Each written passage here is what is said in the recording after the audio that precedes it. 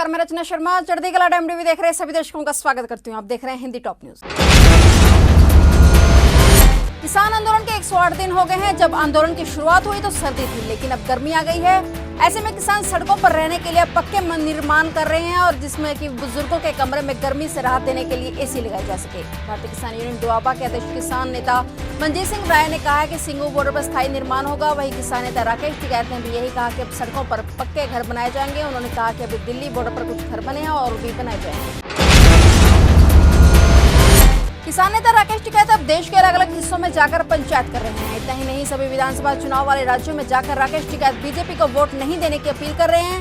राकेश टिकैत फिलहाल पश्चिम बंगाल में या नंदीग्राम में उन्होंने रैली की और लोगों से बीजेपी को वोट नहीं देने की अपील की है। उन्होंने कहा है कि वो बीजेपी को हरा सके, उस पार्टी को यहाँ के लोग वोट दें। बंगाल पहुंचे किसान नेता राकेश टिकैत ने लोगों से कहा है कि बीजेपी को वोट मत दो, हम लोग उन्हें हराने के लिए यहाँ पहुंचे हैं। किसान आंदोलन के 108 दिन हो गए और किसान खुलकर सरकार के विरोध में खड़े हो गए हैं। इसी के तहत किसान नेता बीजेपी को मात देने के लिए बंगाल पहुंचे हुए हैं। बीजेपी के खिलाफ बंगाल में किसानों की आज बंगाल के दौरे का दूसरा दिन है, और वहीं किसान नेता राकेश टिकैत की आज सिंगूर में जनसभा है।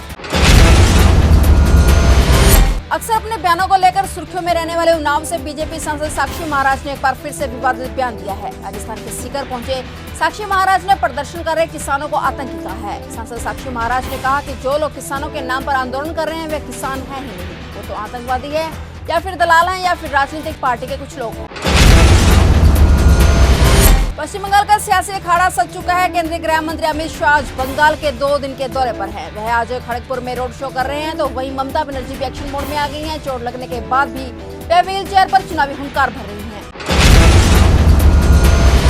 कोरोना एक बार फिर से देश में रफ्तार पकड़ चुका है। पिछले 24 घंटे में देश में करीब 25,000 से ज्यादा नए केस सामने आए। इन आंकड़ों की बदौलत ये आशंका जताई जाने लगी है कि कोरोना की दूसरी लहर का खतरा मंडराने लगा है। पिछले 24 घंटे में इस साल के सबसे ज्यादा नए केस सामने आए हैं, यानी देश में कोरोना महामारी दोबारा अनलॉक हो रही है और महाराष्ट्र में एक बार फिर से लॉकडाउन की वापसी हो गई है।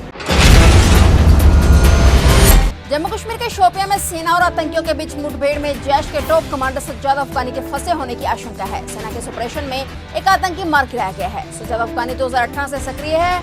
सेना की कार्रवाई में अगर उसे मार गिराया जाता है तो ये बड़ी सफलता होगी।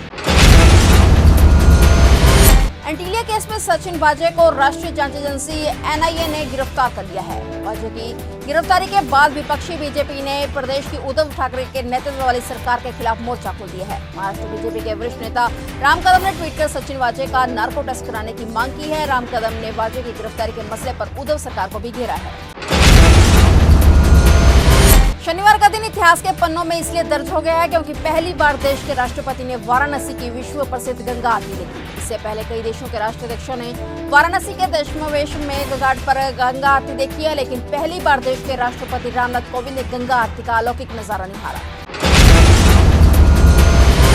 यूपी की राजधानी लखनऊ में वसीम रिजवी के खिलाफ आक्रोश अब कोर्ट से सड़क तक पहुंच गया है। शिया वक्फ बोर्ड के पूर्व चेयरमैन वसीम रिजवी ने कुरान में 26 आयतें हटाने के लिए कोर्ट का दरवाजा खटखटाया है। इसके विरोध में मुस्लिम संगठन खुलकर आ गए हैं। इस याचिका के खिलाफ कई मुस्लिम संगठनों ने सड़क पर उतरकर प्रदर्शन भी किया था। आज रविवार को भी लखनऊ में इसे लेकर भारी प्रदर्शन किया जा रहा है। और अपडेट्स लेकर फिर से हाजिर होंगे, क्योंकि समाचारों का सिलसिला यहाँ कभी नहीं थमता।